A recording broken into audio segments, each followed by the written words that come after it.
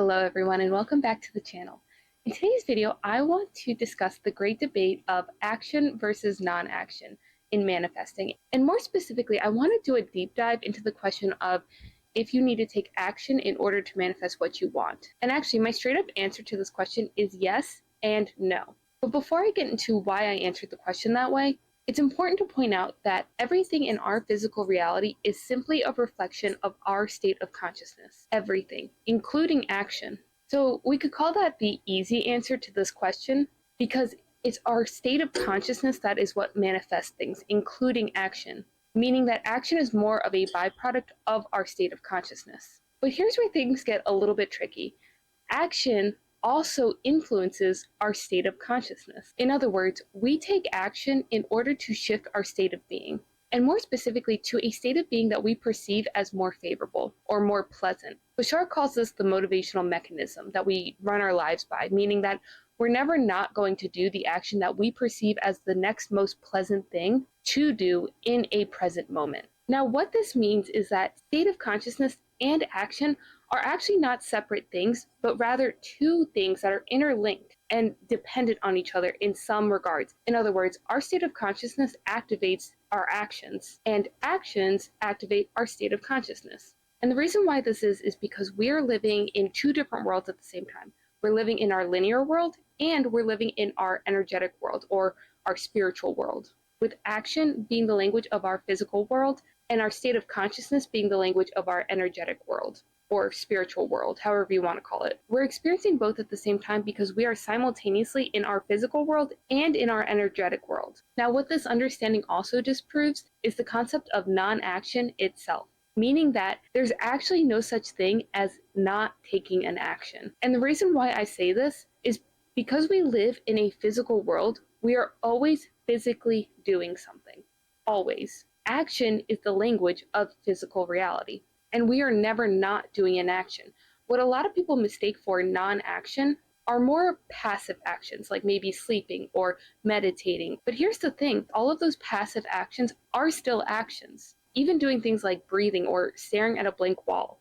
Although those seem like you're not doing anything, you are actually doing something. Now, like I said, some people associate those actions with this idea of non-action, and more specifically non-action, because they perceive these actions as more of an expression of being rather than doing. But again, because we're living in both an energetic world and a physical world, we are never not being and we are never not doing. The way that I like to think about action and state of consciousness is very much like this diagram, where on one side we're in our energetic world with our state of consciousness, and on the other side we see action that is expressed in our linear world. The idea behind this cycle is to maintain a favorable state of being, or more specifically what we perceive as a favorable state of being. So an example to illustrate this cycle further is this idea of getting hungry and eating something. So for example, let's say that you have the state of consciousness of perceiving hunger. Because hunger implies lack, from a linear perspective, what the state of consciousness derives in us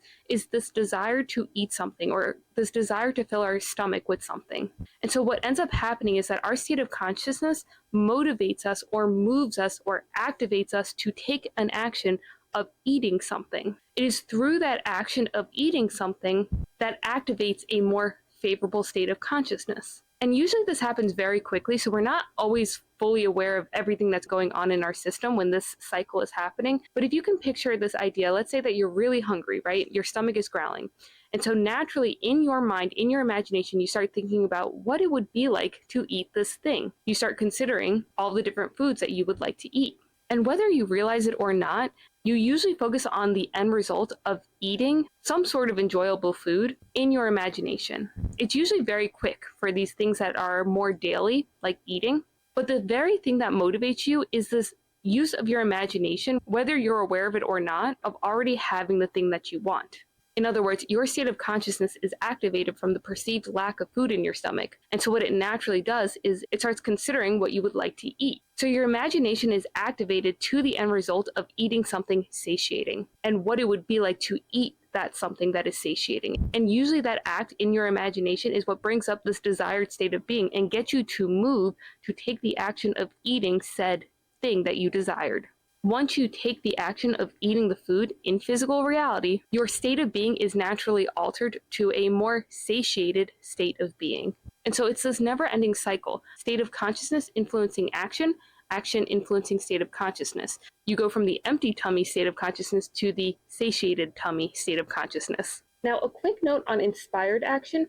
The way I see inspired action is it can either be conscious inspired action or it can be unconscious inspired action, meaning that when our state of consciousness shifts, we can either be aware of the action that we are inspired to take, or we could be unaware of the inspired action.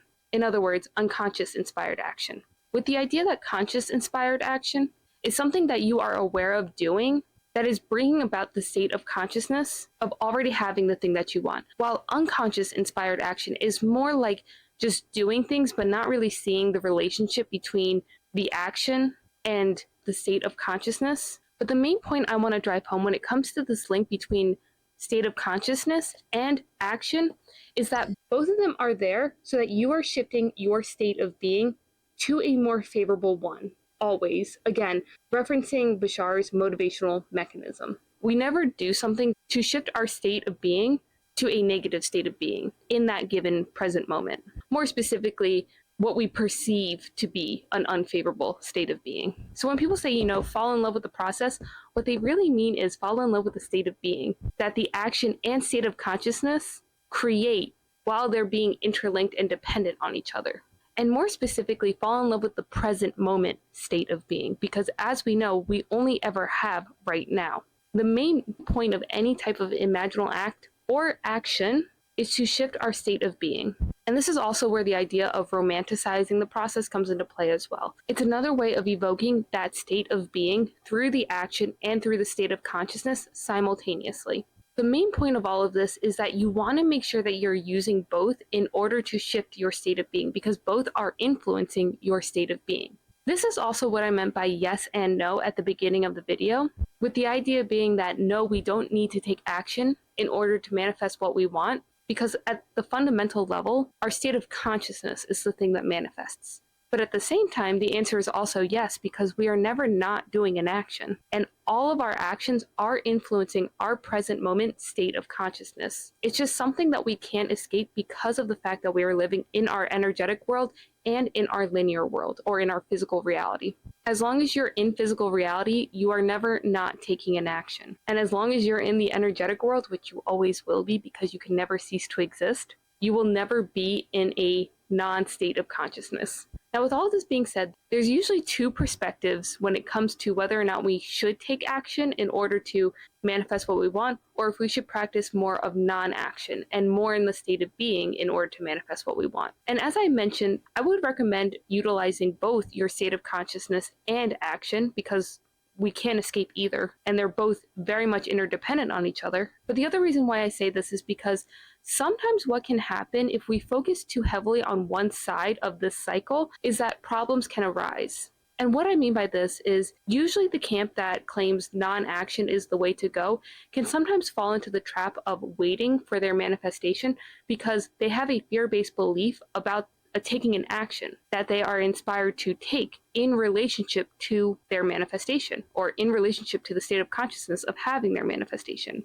So basically, they avoid acting on the thing that they actually want to do because of a fear-based limiting belief. That is usually structured something like, if I do this action, I may experience something painful, or I'm afraid of what could happen if I do this thing. So an example of this could be trying to manifest your dream body, and more specifically, trying to manifest a very fit and healthy body. You may have inspired action to go to the gym, but you may perceive going to the gym as painful, even though you want to do it on some level. Maybe because you feel out of shape and you think that the physical workouts will be painful, or maybe it could be more of an emotional pain of being maybe judged by the people at the gym. So in order to avoid this pain, by avoiding the inspired action that has been bred from the state of consciousness, you decide to sit at home in bed all day, claiming that you are using your imagination to manifest your dream body. And for the record, that is totally possible. I'm not arguing the fact that that is not possible, and if you want to do it that way, you can. But the point I'm trying to make here is that if you are using your imagination to conjure up what you would be doing in your physical body, your new, fit, healthy physical body, and the idea of, hey, it would be kind of fun to go to the gym, comes into your imagination, but then you shut down that idea because you start thinking about all the possible pains that could come with going to the gym, you may want to double check and change those fear-based beliefs. Because what can happen if you don't take that action is that you end up in this period of waiting, or more specifically in the state of consciousness of waiting. So while you think you're in your bed, manifesting your dream body, you may actually be sitting there thinking about, okay, well, how many times do I have to imagine? Am I in my state of being? When's my dream body going to be here? It's almost like you use your imagination as the action instead, because I'm afraid of taking the inspired action that I wanted to take in the first place. The whole point of this is that if you have a fear-based belief that is preventing you from taking the action that you actually want to be taking, what this can accidentally cause is the waiting period, where you're basically in this limbo state waiting for your manifestation. And if we're in the waiting state of consciousness, we're not in the state of consciousness of having our manifestation. Now, on the other side of the cycle, when we look at action, and more specifically action takers, and people who think that you need to take action in order to manifest what you want, sometimes the trap that people can fall into if they think that they have to take action in order to manifest their desires is, again, what I like to call an obligation trap, where basically the perspective of taking action is not from the perspective of, oh, I'm going to take action to change my state of consciousness. Rather,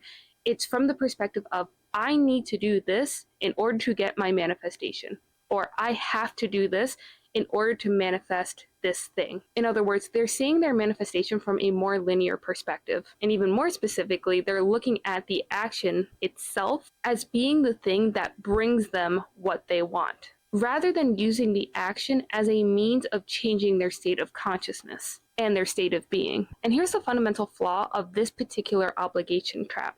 What this implies, energetically speaking, is do this action in order to get 3D results, with do this action in the present moment in order to get a future-based result. But here's the problem. The future does not exist. Everything is here and now. So this equation is technically not accurate from an energetic perspective. A more accurate equation is do X action, or do this action, again, present moment, in order to have your 3D result, which also indicates right now. As we know, time is not linear. Everything is here and now. We only ever have the present moment. When it comes to manifesting what we want, it's not necessarily that we're even creating the thing that we want. Rather, it's more of a process of revealing something that already exists. And the only reason why we can't see that thing that exists is because we are not on that vibratory level. And so basically what this can end up looking like is something like this. With the people who focus on only using their state of consciousness to manifest something as accidentally falling into the waiting trap, and the people who are more action-based as accidentally falling into the obligation trap. In other words, the fundamental flaws of leaning more towards one side of the cycle rather than balancing both out is that you can either fall into, like I said, the obligation trap, where you start associating your action with getting something, aka not having something, and also making yourself feel like you have to do something in order to get something, which is also not the state of being of having. Or on the other side, you could accidentally start avoiding your own physical self-expression, which is through action, because of a perceived pain that you may get if you do this action. So what do we do if we've fallen into one of these two problems that can sometimes happen with this particular cycle? The good news is that there's always an infinite number of ways to go about doing something. If you're someone who considers themselves more in the waiting camp because you're afraid of taking action, the way that I like to go about this particular issue is by doing 3 steps in particular. The first thing I do is actually self-reflect and ask myself if there are any actions that I want to be taking but I'm afraid to do for some reason.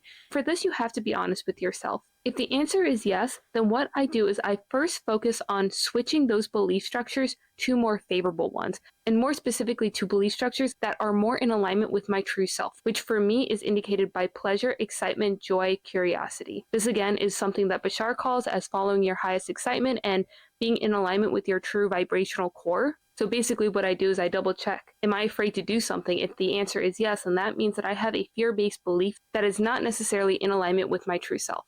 The second thing I do, if I feel like I am waiting for my manifestation, is actually a little bit different, but it works. What it is I like to take unrelated action to activate the state of being. And what this means is I like to do an action that I associate with a different identity and use that action to activate the state of being of my desired manifestation. So, for example, I'm someone who goes to the gym. Sometimes when I am at the gym, I'm not focused on using that action to activate a state of being for having a healthy, fit body. Sometimes I do, but not all the times. Sometimes what I do at the gym is, let's say that I'm on the treadmill. As I'm moving my body on the treadmill, what I will do is I will take this action and I will see it through the eyes of a different identity, an unrelated identity. So for example, sometimes I will be on the treadmill and I will think about my wealth, or I'll think about money. So as I'm working out, I'm seeing myself work out from the perspective of being a wealthy person. Another thing that I sometimes do is, let's say that I'm working on YouTube. Sometimes I will sit at the desk and work on YouTube from the perspective of being a healthy and fit person who is working on YouTube at this particular moment. And I know this sounds kind of weird, but in doing this, I have found that it is a fantastic first step in easing your way into taking an action, a different action than what you may have been doing previously. The idea is not necessarily to take the right action. The idea is to take an action to activate your state of being so that it shifts your state of consciousness. This may sound kind of weird, but you can drink water like a multimillionaire. You could drive a car like a wife. You could play with your dogs as an extremely successful person. It almost feels like you're taking an action and practicing the state of being of already having the other manifestation without putting pressure on a related action to make it mean that that action is going to bring you something. It takes the pressure and focus off the action and puts it back onto the state of being, with the action just getting you to move differently from where you may be right now, which is in waiting mode. And finally, the third step that I take when I find myself waiting for a manifestation, aka not taking action, is I do this mental activity that, again, was actually recommended by Bashar, where I envision my ideal self in this particular subject of life from a third person perspective. I basically see her living her life the way she would probably be living if she had everything that she wanted, and I compare it to what I'm currently doing in my physical reality. If there are any differences, I start practicing the actions of the version of me who does have what she wants. And I also associate those actions, again, with changing my state of consciousness to having my manifestation, rather than using that action to get something in physical reality. You can help use this idea of romanticizing the action in order to ground yourself more into the present moment of having your desire right here and right now. Because again, the future does not exist. It's only ever here and now. To reveal your manifestation, you have to shift your state of consciousness. So use your action to shift your state of consciousness rather than to get something in physical reality. And finally, if you're someone who has fallen into the obligation trap, or in other words, you're taking action in order to get something, or you think that you need to take a certain action in order to get something in physical reality, the first thing that I like to do when I find myself falling into the obligation trap is first reminding myself that the only reason why I'm taking action is to change my state of being. Usually this piece of information alone helps me get back into the flow of things, back into a more favorable cycle of action and state of consciousness. But if I'm in the process of maybe manifesting something new, or I'm not even sure what action I do want to take, I actually follow the exact same process I do for the waiting problem, where I take unrelated action and do it from the state of consciousness of having something unrelated to that action. So again, waking up like I have the body of my dreams, drinking my coffee like I am a fantastic faceless YouTuber. Usually what ends up happening when I start practicing that is I will start getting ideas of what I want to do in relationship to my manifestation. And in addition to that, I also do Bashar's practice of seeing myself third person already having the thing that I want, and seeing her take the actions that she would be taking if she already had the life that she wanted. And I compare it to what I'm currently doing now, and I make the necessary adjustments. Ideally, you want to get to the point where you're just taking the action for the sake of doing the action. And more specifically, falling in love with the state of being that it creates when you're doing the action. There's a certain freedom that comes with doing what you want to do just because you want to do it without being dependent on external results. And when you get to that point of freedom, you can use that as confirmation to know that you're in the cycle of using action to shift your state of consciousness and vice versa. And to wrap this video up, I want to leave you with 4 reminders or 4 tips to keep in mind when you're using your imagination to shift your state of being and when you're using action to shift your state of being. The first one is always go back to your free will mode. Never do anything from an obligation trap, aka, I have to do this thing in order to get my manifestation. When we're not in free will mode, things feel off, and that's because we're not actually activating our preferences. We're going against our own power, thinking that we have to do something or be something in order to get what we want. You never have to do something in order to get what you want. So always make sure that you are in free will mode, or as I like to call it, preference mode. The second thing I want to point out is be aware of any cognitive dissonance you may experience before or after taking an action. If you have any cognitive dissonance before or after taking an action, what this can indicate is a fear-based belief, meaning that you have a fear-based belief that is making you perceive doing an action or not doing an action as somehow unfavorable, somehow painful, somehow unpleasant. So ask yourself, what would I need to believe in order for this to be true? When you start exploring your belief systems and shifting them to more favorable ones and ones that are more in alignment with your true self, your true nature, you'll feel lighter. You'll feel more relief. You'll feel like you can go take the action that you want to take without this fear looming over your head. The third thing I want to remind you of is the only reason why you are taking an action is to shift your state of being, which in turn shifts your state of consciousness. And more specifically, you're taking the action to shift your state of being to a more positive one because of how our lives are run with the motivational mechanism. And again, keeping in mind this idea of cognitive dissonance and fear-based belief structures that may indicate false wants. And finally, the fourth thing that I want to remind you of is keep in mind that all action is inspired action to some degree. Some inspired action can be conscious, sometimes it can be unconscious. No matter what type of action, whether conscious inspired action or unconscious inspired action,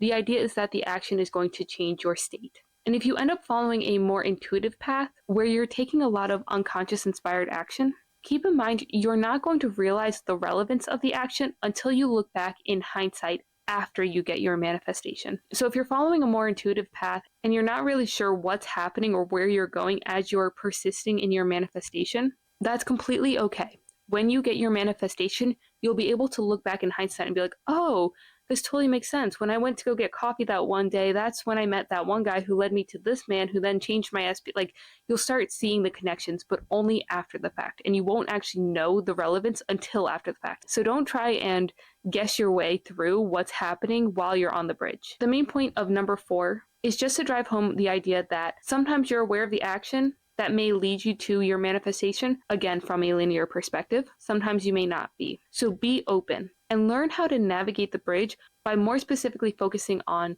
your state of consciousness throughout the process. And actually, lastly, I'm adding a 5th one here, but just keep in mind as well that it doesn't necessarily matter what you do, but definitely be aware of your state of being no matter what you do. And more specifically, when you're focusing on your manifestation, you don't need to make this obsessive and make every single action from the state of being or state of consciousness of already having what you want or having one specific manifestation. In fact, I would recommend not associating a single state of being with every single action that you do throughout the day, because sometimes what can happen when we do this is we don't give ourselves that necessary feeling of normality behind having the thing that we want.